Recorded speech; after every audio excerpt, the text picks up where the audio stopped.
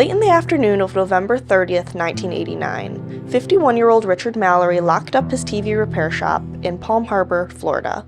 He got into his car and drove off onto Interstate 4 towards Volusia County. After about 3 hours, Mallory arrived in Daytona Beach.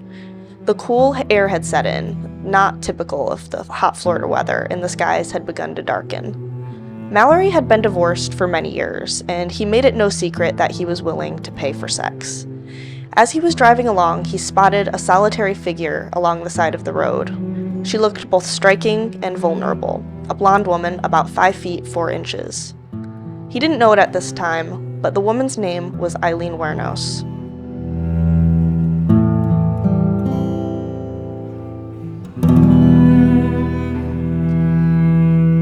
With his curiosity piqued, Mallory slowed his car to a stop. Wuornos raised her hand in a casual hitchhiker's gesture as his car pulled up beside her. She scanned the interior of the vehicle as he leaned over to roll his window down. Aileen told him that she was a sex worker, and he offered her a ride. The two drove off into the woods, eventually reaching a quiet clearing that created a sense of seclusion. Mallory offered Aileen both drinks and marijuana. She said that she didn't really smoke pot, but she'd be more than happy to accept the alcohol. After a few hours, the two spent some time talking and drinking, and then eventually, Mallory asked if she wanted to make her money now. It was around 5 a.m., and Aileen by that time was getting pretty drunk. She said yes, and she began to undress. The problem was, Mallory only wanted to unzip his pants, and slowly it became clear that he didn't have the money to pay the fee. Aileen decided she was done with this, and she began to put her clothes back on. What happened next? It's not exactly clear, because the only account that we have comes from the killer, Aileen Wuornos, and her story has changed many times since that deadly day. But all we know is that Mallory was found dead with multiple bullet wounds in his body. She stole his car, his money, and she left. This was the first time Wuornos killed, and from there was no going back. It was the beginning of the end for the woman who would go on to become one of the most famous female serial killers in history. Aileen was born February 29, 1956, a rare leap day, beneath the gray skies of Rochester. Her mother, Diane, was only 14 years old, grappling with the reality of motherhood while being only a child herself. Her father, Leo Pittman, was 19. And although the two married under the blessing of Leo's grandmother, their tumultuous union did not last long. A few months before Aileen's birth, Leo left Diane to care for the new baby along with their older son Keith, all by herself. Aileen never met her biological father. Leo went to prison a few months later for kidnapping and raping a 7-year-old girl. He's also accused of potentially kidnapping and murdering another child. He was diagnosed with schizophrenia, and in 1971, he killed himself by hanging himself with a bedsheet in the prison. Diane found herself overwhelmed by the challenges of trying to care for these two children all by herself. The pressure of single motherhood became too much for the teen to handle, and when Aileen was still a very young child, she made a decision that would change their lives forever. The grandparents were to take over custody of Keith and Aileen, and in March of 1960, the paperwork was finalized, and the two were officially adopted by their grandparents, and they moved in with them to Troy, Michigan. This change was sudden, but permanent. However, problems started to arise pretty soon. By age 6, Aileen had developed an unhealthy obsession with matches and starting fires, and she suffered severe facial burns and ended up with scars for the rest of her life. Being obsessed with fires is a common trait in people who end up becoming serial killers. And it's not necessarily true that just because you like to start fires as a kid, that means you're going to necessarily grow up to be a serial killer, but it's part of something called the McDonald triad. Getting obsessed with starting fires, wetting the bed, and torturing small animals are part of that triad, and it's all associated with people who grow up to become violent. It's not necessarily a given thing, but it is a pattern that psychologists have recognized. Aileen always seemed out of place among her peers. At school, she was an easy target for exclusion and bullying. But when she was just 9 years old, things took a dark turn. Childhood curiosity paired with a lack of adult supervision created a disaster. While she was playing with another child, they accidentally started a chemical explosion. With red, burning welts on her face and arms, she was taken to the hospital, where she had to stay for several days while doctors worked to try to mitigate the damage. However, she would be left with some scarring that would last for the rest of her life. Playing with fire wasn't the only troubling behavior that Aileen had as a child. She was known as a cigarette bandit, or a cigarette pig, and she was known for trading sexual favors with other children in order to get cigarettes for her and her siblings. She did not get much genuine romantic attention from the boys in her school unless it was to barter her body in exchange for things that she wanted, from as young of an age as 11 years old. The one relationship that we do know that she had was a disturbing, incestuous bond with her brother Keith. The kids in the neighborhood would make fun of Keith for having sex with his own sister, and the two began this unnatural relationship from a very young age. As sick and as strange as it was, Aileen seemed to think that Keith was the one person in her life that she could really count on. The siblings' grandfather, Laurie Wuornos, was a factory worker for Ford Motor Company. His wife, Aileen Britta Wuornos, had two other children that she raised alongside Aileen and Keith. Both the grandparents were known to be heavy drinkers, and Laurie also was known to have violent outbursts. One particularly cruel punishment he liked to inflict on his granddaughter would include having her stripped naked, and he would beat her with a belt along her body and her face.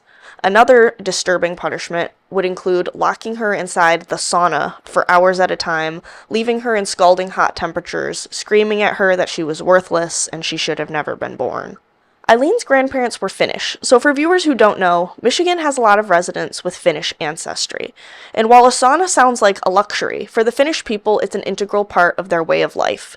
So for a blue-collar family like the Wuornoses, they likely would have had a wood-heated sauna which can reach temperatures of up to 170 degrees Fahrenheit. Aileen showed up to school often with bruises on her arms, cheeks, and chin from the relentless beatings of her grandfather. In addition to the seemingly endless physical abuse, there was also sexual abuse going on at home as well. Laurie would often rape Aileen, and he would even have his friends come over and allow them to rape her as well. But the thing was, Aileen didn't know that she was being raised by her grandparents until she was 11 years old, and they finally told her the truth, that they weren't her actual parents. Aileen already had a hot temper, but after this, it was even harder for her adoptive parents to keep her under control, and they would clash constantly.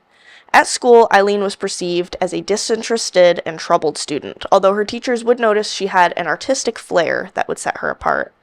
They also noted she seemed to have a selective hearing problem, where she would ignore commands or instructions from teachers and her peers, which would result in the frustration of everyone in the school. Her mind seemed to wander during lessons, and it seemed like she was never paying attention. The lack of concentration made it a big problem for her to try to pass her classes. Another problem, when she was 14 years old, she got in trouble for setting fire to a roll of toilet paper in the girls' bathroom. One teacher decided to try to contact her parents, or her grandparents, and said that she was in dire need of counseling, saying that it was vital for this girl's welfare. However, despite the growing concern from the school, her parents did nothing, and it doesn't seem like she ever received any sort of psychiatric help during her time while living with her family. Abandoned by her peers, Aileen found friends in low places, one of those being a man nicknamed Chief, who lived in a ramshackle house in the neighborhood. Young kids and teens would often gather at his house to hang out. The relationship between Aileen and this older man was very inappropriate. She would go over to his house to play records because she didn't own a record player at home, and he would encourage her to sit in his lap and weird things like that.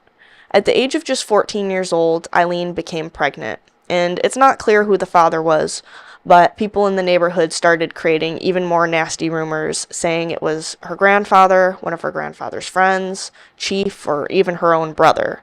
Aileen told her family that she had been raped. Regardless, Laurie sent Aileen to a home for unwed mothers in Detroit. In 1971, she gave birth to a son, who was immediately given up for adoption. There's no knowledge of who that child ever became, or if they ever tried to get in touch with their mother, but we do know that after this, Aileen's life somehow got even worse. A few months later, her grandmother died, and Laurie blamed Aileen for her death, claiming that she caused more stress for the grandmother, and that was what caused it. In actuality, it was probably problems in her liver from heavy drinking her entire life. Lori threatened to kill both Keith and Aileen if they didn't get out of his house, so it was clear from then on they were completely on their own. Aileen found refuge in the woods, making huts out of branches, lean-tos, tents, whatever she could manage. However, with the cold Michigan winters setting in, it became clear just how urgent it was that she find a way out. She turned to prostitution more than ever and often spent nights in hotel rooms, in the cars of the men who would hire her for her services. Aileen dropped out of school, and her final lifeline for a little bit of structure and stability had been completely severed. She spent most of her time in the woods, and while she was alone for the most part, there were some people that she did befriend, including a cross-dresser named Dennis. The two built lean-tos out of tents and tarps and did their best to get through the bone-chilling winters. After about 2 years, Aileen finally had enough. She needed to find a better way to ensure her survival. She decided to head out and hit the road and began hitchhiking and eventually made her way down to Florida. Aileen crossed paths with an elderly man who'd made his fortune through railroad stocks, holding the title of the president of the Keystone Coal Company.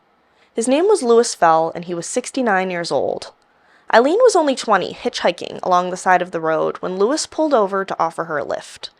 What began as a seemingly casual encounter quickly spiraled into more. Within weeks of meeting, Louis proposed to Aileen with a very expensive ring. They made an odd couple, Louis being several years older than Eileen's grandfather, who passed away just a few months before the ceremony. The two wed in March of 1976, with what appeared to be a win-win for both of them.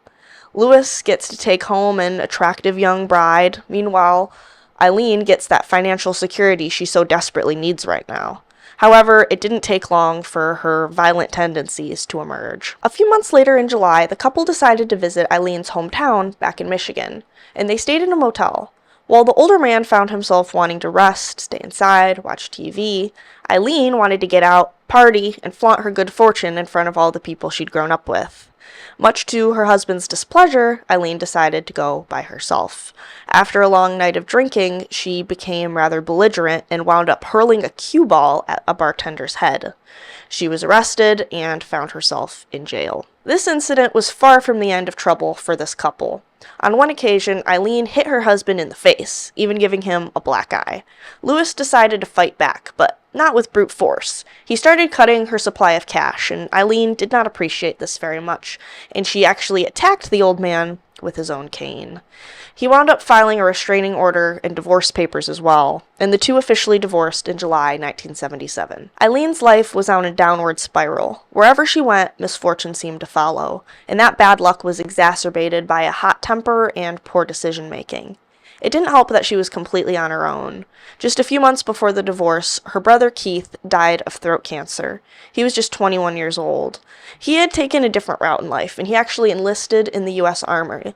When he passed away, Aileen received $10,000 in cash. However, by that time, she had surmounting legal fees and owed a lot of money to people, so she wound up blowing it all pretty quickly and was back on the streets again. She turned to prostitution along the Florida highways. At least this time, when she was staying outside, she could at least be warm.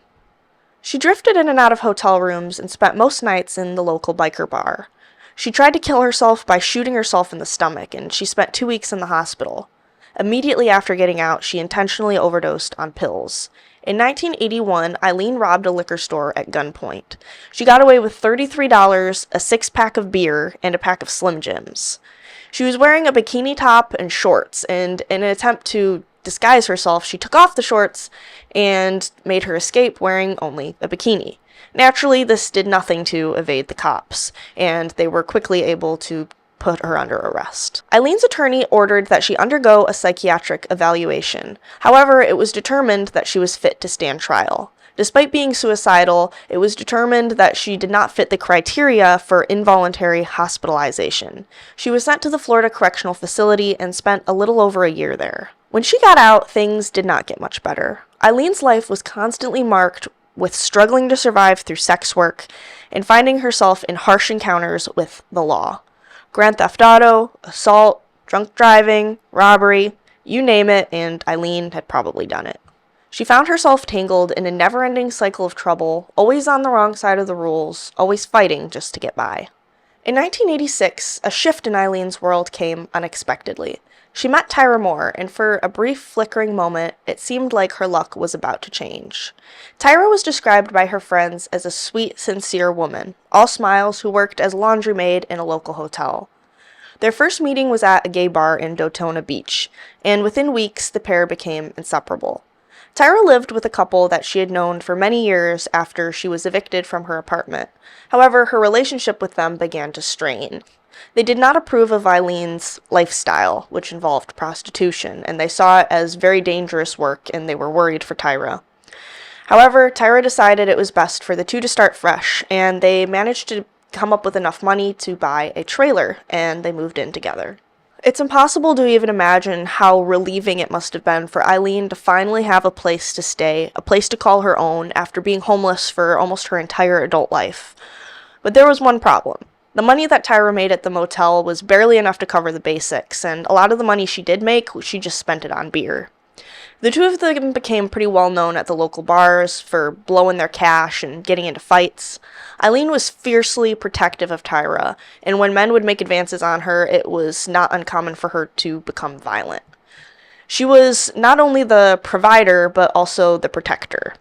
Aileen brought in as much cash as she could from, as she would call it, hooking at night, and tried to use the money to pay for everything that Tyra needed. She was so happy to finally have someone who cared for her. She would do pretty much anything for her. They saw themselves as a sort of a Bonnie and Clyde type. When one of them would get in trouble, the other one would always bail them out. Richard Charles Mallory was born on October 18, 1938, in Palm Harbor, Florida. While not much is known about his childhood, at the age of 19 he was living in Maryland, and he was arrested after breaking into someone's house in order to rape them. His lawyers entered a plea of insanity and wanted him to undergo a psychiatric evaluation. It was determined that Mallory had many emotional problems, including a personality pattern disturbance, obsessive-compulsive elements, and schizoid personality, in addition to an extremely strong sex urge. This disturbing combination of mental problems resulted in him being committed. He served time in the Maryland Penitentiary, and Mallory was far from a model prisoner. He got into fights, and he was even removed from his prison job as a hospital clerk for sexually assaulting a chart nurse. He escaped the institution in 1961, stealing a car to get away. Eventually, he was released in 1968, and there are no known complaints against him in the 21 years following. Although not necessarily criminal behavior, multiple people testified to Mallory's obsession with what they called deviant sex. One woman who worked as a stripper in Tampa, which was the city he most liked to frequent for his licentious activity, said that he always carried a pair of handcuffs inside his briefcase. He opened up a store called Mallory Electronics in Palm Harbor, but he struggled to stay out of bankruptcy due to his tendency to disappear for days and even weeks on end in drug-fueled sex benders, where he would go to strip clubs, consume pornography, and hire prostitutes. One sex worker that knew Mallory said he would also offer up the electronic devices in his store in exchange for sexual favors. Mallory had been divorced 5 times and notably experienced bouts of paranoia. He was a private man who lived by himself in an apartment complex known as the Oaks.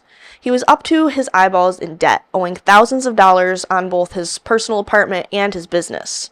So he decided to take a little trip up to Daytona Beach, where he could blow off a little steam and experience a few nights of debauchery before he had to come back and face the music. Mallory picked up Aileen along the side of the road, and the two pulled off into a secluded area of the woods. There are multiple stories about what happened that night, and all of them come from the mouth of Aileen Wuornos. He said he was choking me and I was holding it like this. And he said, "Do you want to die, slut?" And I just nodded no.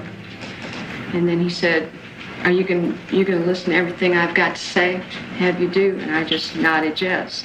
Then what happened? Takes the Visine and he lifts up my legs and he puts what turns out to be rubbing alcohol in the Visine bottle. And he sticks some up my rectum area. And that really hurt really bad because he tore me up for a while. And he put some in my vagina, which really hurt bad.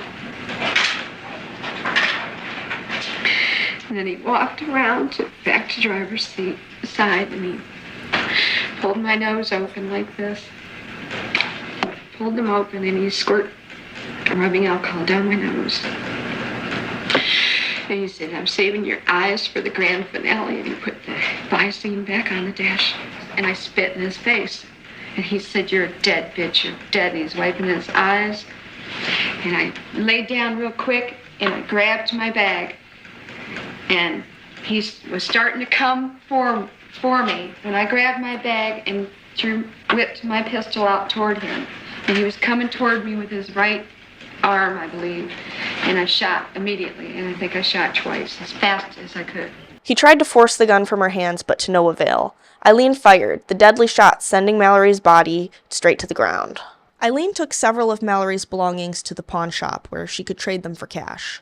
Mallory's workers didn't think much of his disappearance, because he was known to disappear for long periods of time. That is, until deputies discovered his car abandoned in the woods, and then several weeks later his body was discovered several miles away. Police had no reason to believe a serial killer was involved. They just assumed it was probably just a drug deal gone wrong.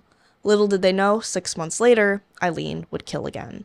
Aileen's next victim came driving down the highway on May 18, 1990. David Spears, a 43-year-old man, drove his cream-colored pickup truck down the familiar stretch of I-75 towards Tampa. The day before, his ex-wife had called him on the phone, and the two had made plans to meet up between 2 and 2:30 the following day. Spears was a construction worker, and after wrapping up, he left his job at Universal Concrete in Sarasota at about 2:10 p.m. About 26 miles from his destination, he notices a woman standing along the side of the road. It was Aileen. She caught his attention, and he slowed his truck to a stop, pulling off along the shoulder. He asked Aileen where she was headed, and she replied, Homosassa Springs. This city was about 75 miles in the opposite direction from where Spears was going. Still, despite the significant detour and the plans he had already made to meet up with his ex-wife, he agreed to take her there.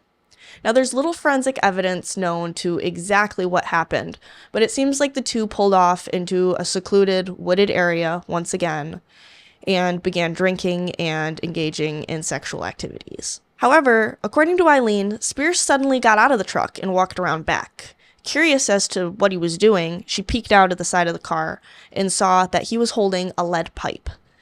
Aileen got scared, jumped out, went and grabbed her bag, pulled out her gun, and shot him 6 times. Aileen left his body and once again drove off in the man's car. It was weeks later when someone walking by noticed the decaying corpse and immediately called the police. Just days later, Aileen was once again lurking along the side of the road when a male driver stopped to pick her up. 41-year-old Charles Cascadden had just left his mother's house in Missouri and was on his way to pick up his fiancée in Tampa.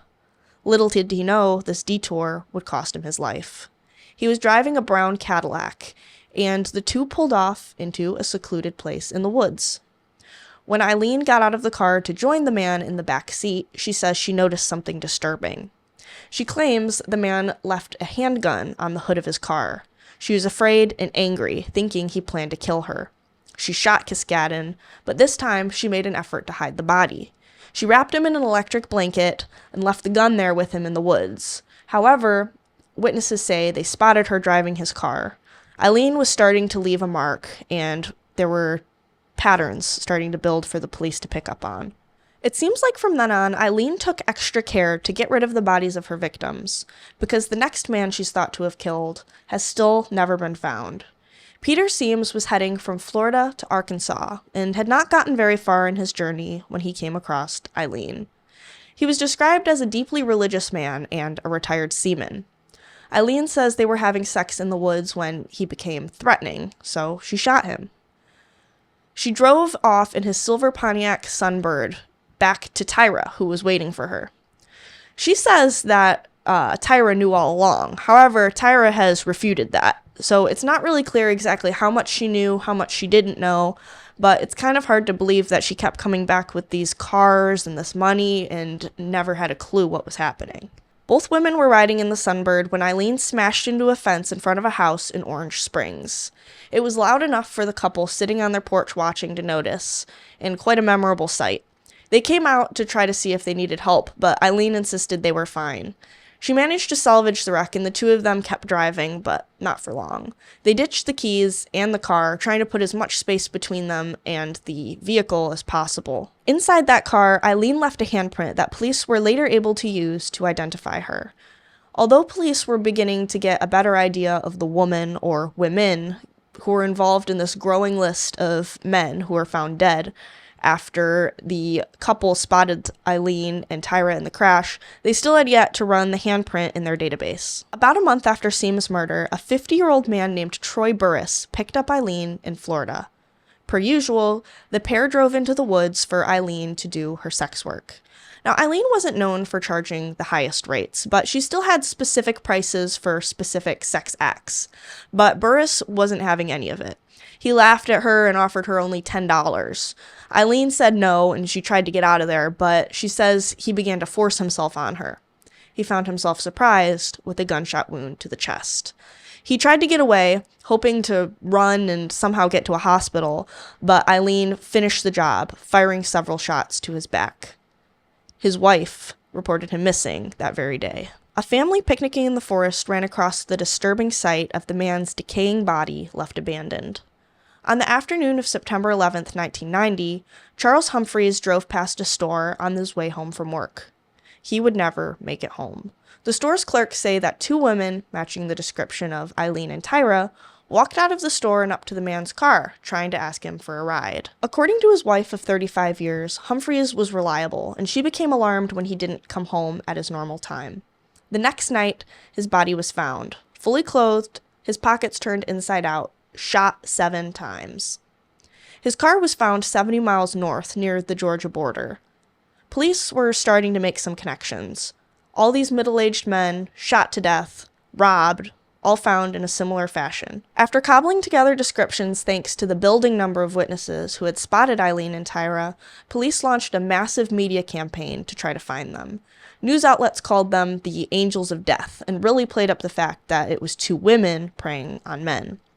Aileen's fingerprints had been left on several of the victims' personal possessions that she had sold at the pawn shop, and it wasn't too hard for investigators to trace those prints back to her, given her lengthy criminal activity and the fact that she had been fingerprinted before. All this did not stop Aileen from claiming one last victim. 60-year-old Walter Gino Antonio was a truck driver who often traveled Florida along I-75 on his routes. Antonio also worked as a security guard and reserve police officer. Antonio found Aileen along the side of the road. He pulled out his police badge and told her he'd arrest her unless she gave him a free piece of ass. Aileen shot him twice and stole his car. As sketches of Aileen and Tyra made their way from TV screens to newspaper stands all across the country, calls began flooding into the police with people who'd seen them over the years. From truck stops to bars to motels, one man even said he bought an RV from them.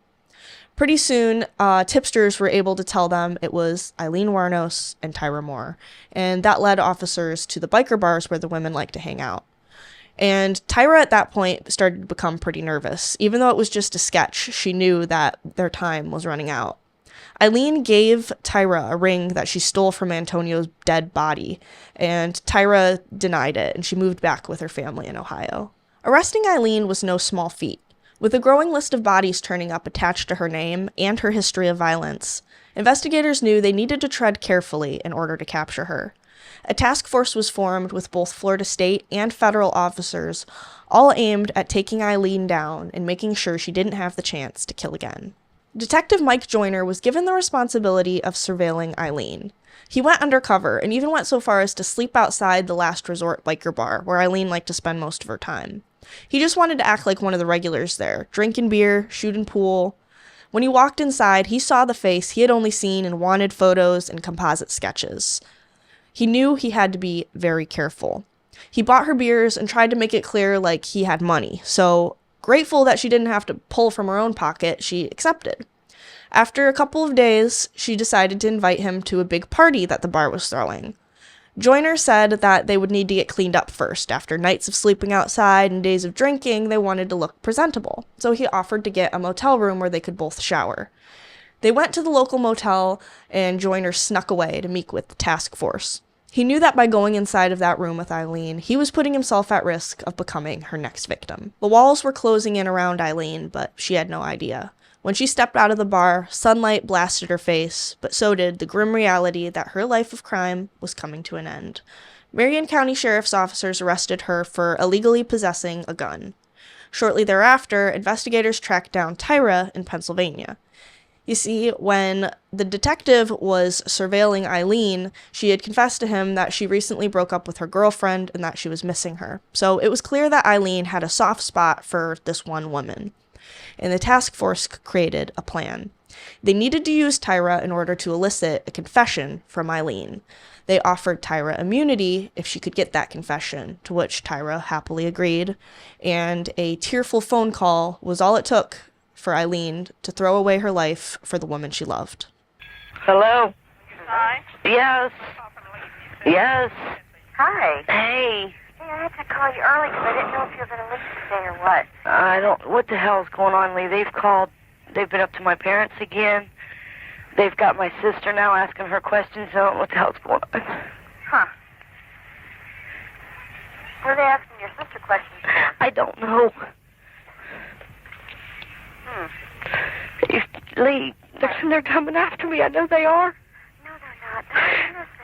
They've got to. Why are they asking so many questions then? Honey, listen. Do what you gotta do, okay?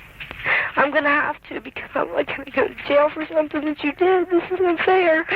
My family is a nervous wreck up there. My mom has been calling me all the time. She doesn't know what the hell's going on. Okay. Do what you gotta do, okay? Alrighty. What? I'm not gonna let you go to jail.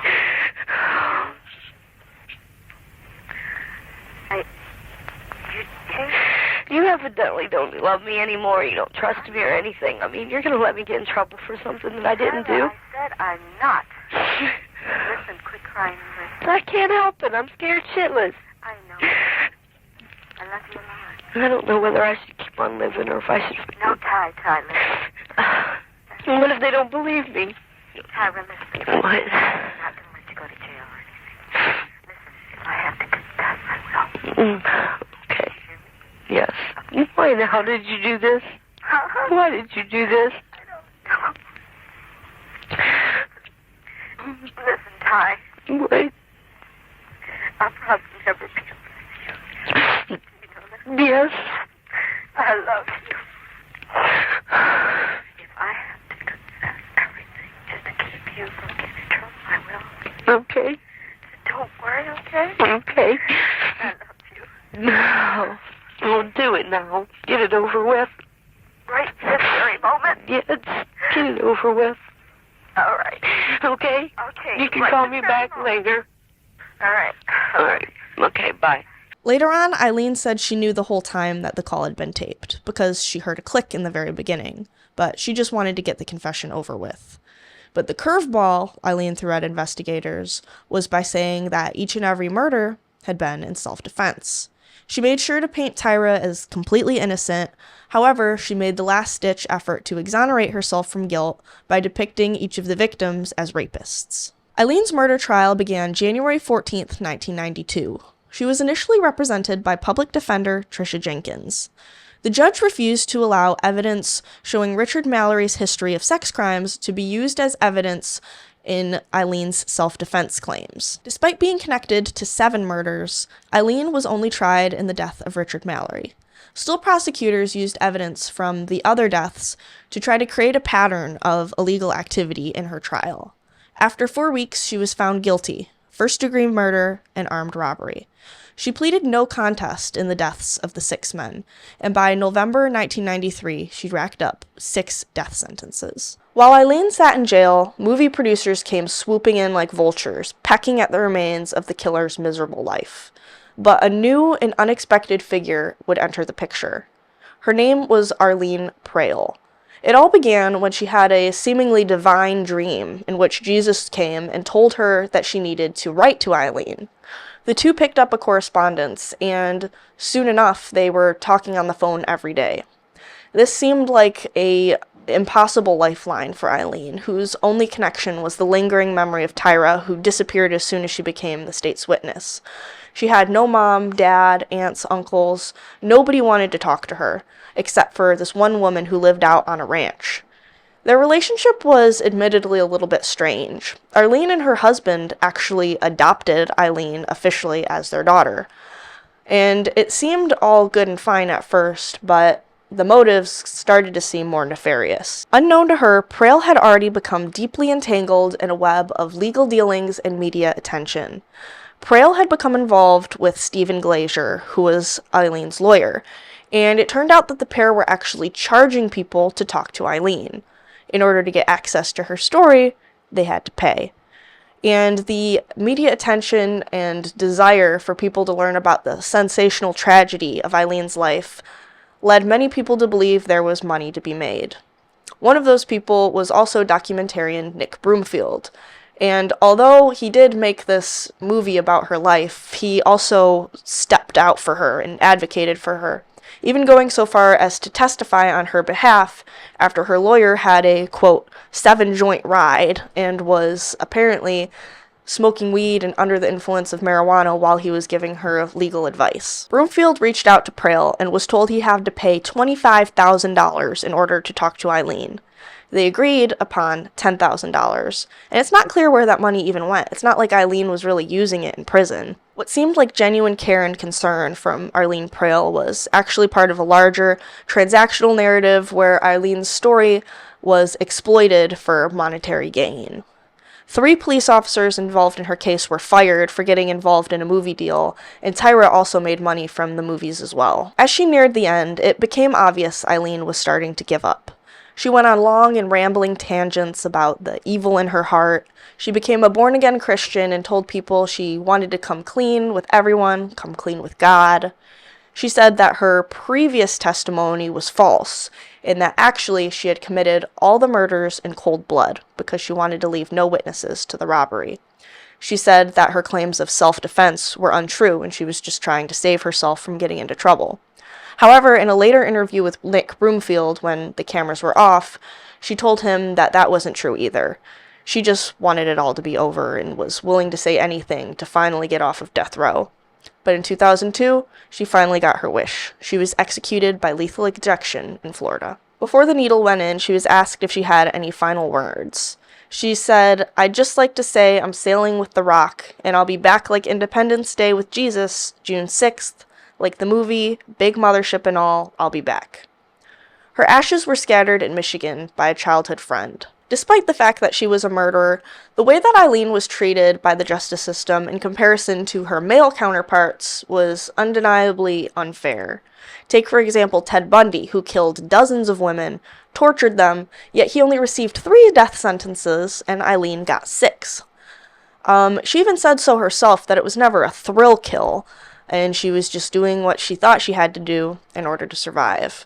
It's a really sad story all around, so in the bio of this video, I'm going to include some resources for women who have been victimized by sexual abuse and also homelessness. So if you live in Michigan, hopefully there will be something for you there in case you need help or you know someone who might need help. As always, thank you for watching and have a great day.